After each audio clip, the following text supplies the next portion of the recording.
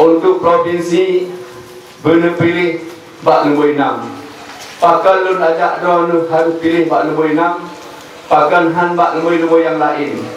Karena mungkin urung don jauh-jauh sebelum ni tahun 2006 atau 2007 sampai tahun 2012 nanti mati atau merasakan bagaimana kebijakan Gubernur masa Pak Irwandi dan bagaimana merasakan masa Gubernur Dr. Denny bersama Musakir Manaf atau yang sering disapa Mualim. Pada saat paripurna Gambang Sigop Aceh masanya tahun 2006 terpilihlah menjadi balon Gubernur Aceh dan menjadi balon Wakil Gubernur Aceh masanya Pak Irwandi bersama Pak Nadar SID. Sehingga rapat yang kedua paripurna ulama Bansigop Aceh di Hotel Dayan Daud. Urangnya rapat mandang almarhum Abu Ibrahim Waila pada dakin keganyan Allah maghfirlahu.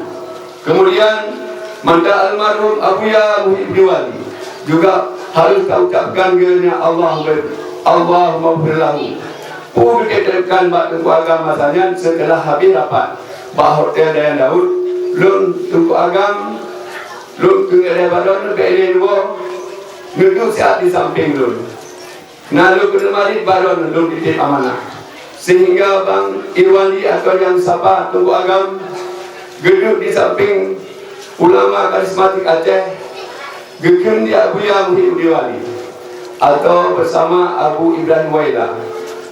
Dengan bertuah keburuan beragam lo kita baron bertuah jaron bertemu pilih bak nombor 6 insyaAllah melihat drone kehendak di Allah bertemu pilih nombor 6 insyaAllah 2007 di masa ukenya insyaAllah drone ngejek kerada Aceh sehingga bahawa tarik lutri atau tarik nomor dengan sekelompok kandidat masanya bina salah lun dengan gekun bismillah sesuai dengan titipan Abu Ya Muhibdiwali atau Silatul Kalimat Ulama Karismatik Aceh Abu Ibrahim Waila gedemulah lemur 6.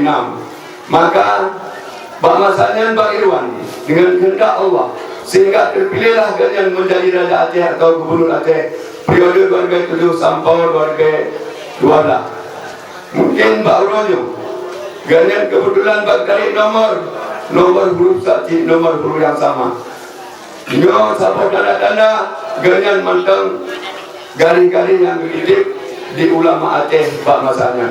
Bek ragu rung-rung, bek sanksi bak rung-rung. Bukan Bang Irwandi talu atau menang nyo na bak jarau rung-rung masyarakat dengan doa-doa Allah berpenuhi Pak Irwandi ukenya atau Pak Dopa bertemu kerja Gubernur Aceh periode 2017 sampai 2022. Hidup Pak Irwandi, hidup nomor 6.